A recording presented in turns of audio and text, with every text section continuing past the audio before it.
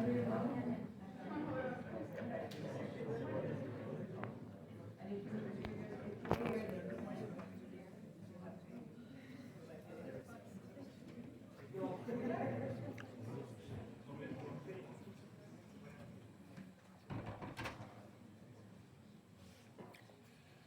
everyone, welcome to our presentation. We are Team Satignes from IRIS, and we will talk about our measurements from yesterday, the launch.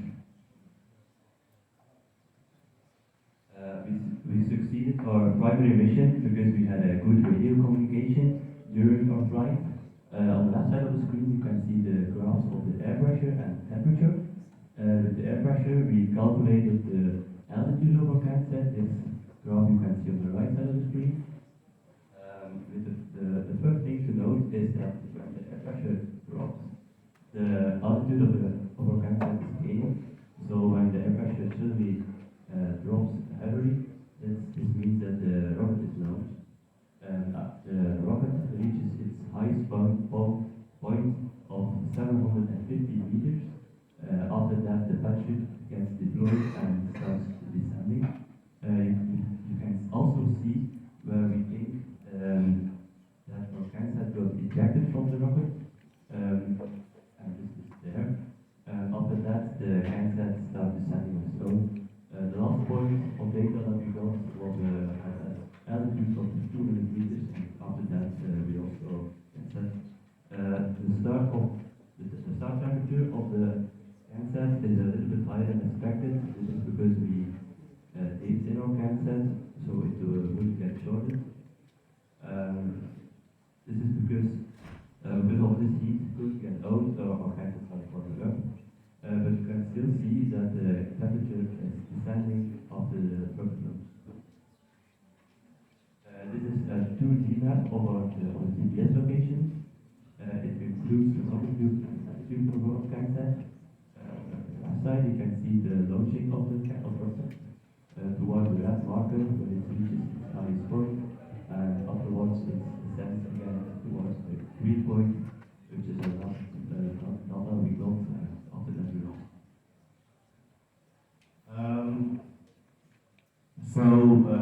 Sadly our Cansat wasn't being retrieved, so this is an example of the data we should have got. So the white numbers are the data we got through the telemetry. So that includes daytime, longitude, latitude, pressure, and BMP, and temperature, all from the BMP. This was all saved to the SD card. That was crucial for our secondary mission. This is an example from the data we took the day before, or before the launch. We also read air quality with the MQ 135.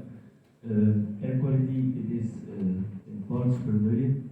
The more parts per million, the more gases in the atmosphere, the more chance of a fire and smoke in an area. But it also gives us a subdivision from health to humidity. And we've seen in the previous year, it was 30. Which is green, it's no risk to the health. Fire does not only spread between trees, but also by ground. To give us an indication of this ground fire, we read temperature from the ground and the actual temperature. Ground temperature we read with the optical temperature sensor. It is reading the temperature at the ground, so not in the Cansat, and we compare it to the temperature of our BMP and our DHT, which is in the Cansat, and we see it's a little bit higher because Matthias explained he takes in our Cansat. So if the difference between those temperatures are about 10 degrees, there is a high possibility of ground fire in an area. For predicting forest fire, we need the temperature and relative humidity. That's the values that we measure. And then draw factor we calculated, and the wind speed that we searched online. And we couldn't really determine if the this forest fire, the age index, because we doesn't have relative humidity, but we have some values from earlier, and also in the room, we measure the temperature, relative humidity, and this the room it cannot rain, the drop off is very high, and the wind speed is zero. That's the reason why the FDI is 3.3. That's low to moderate forest fire. But of course, the room air cannot be forest fire. Thus, we also did example where a forest fire cannot occur. In example is here in California running.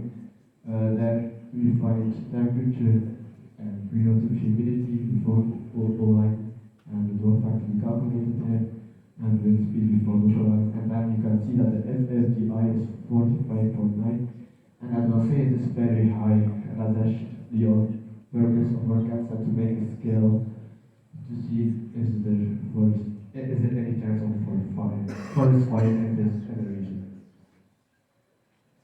So throughout the last few days, we shared a lot on our social media, so the people at home, grandpas, grandmas, etc., could follow with us. They were very happy. These are some last pictures of our days there. We really enjoyed it. We want to thank everyone, the engineers for helping us, T-minus for of course launching the rockets, and overall having a great time here. Thank you very much.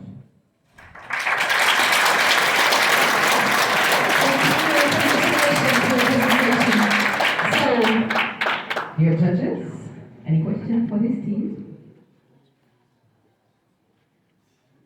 Still wondering? Yes. Congrats for your entry.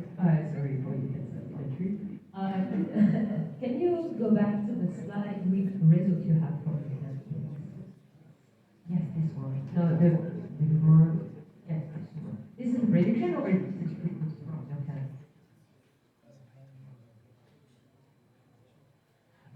This is the temperature is from the can we have we could know, and the relative humidity we couldn't have that value because that's on our SD card, but we don't have the Cansat, so we couldn't really determine the FDI factor.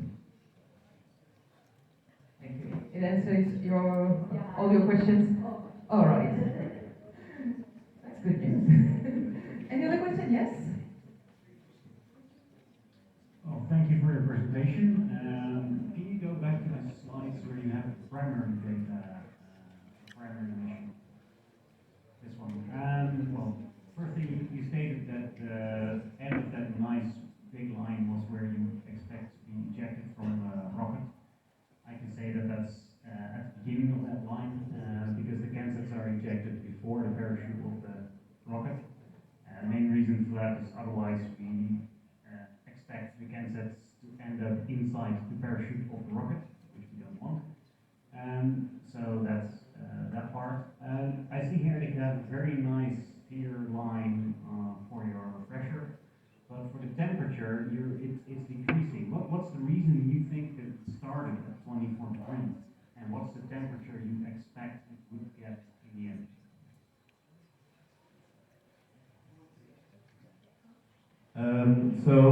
Because we taped in our Cansat against the rain, if on the last slide you could see the Cansat has a lot of holes, so we we wanted to have the actual temperature of the air around it.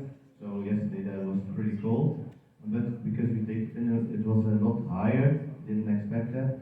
But we think if it would lay on the ground and not in the rocket, it would go down a little bit more than we have here. But we not sure how low it would go because our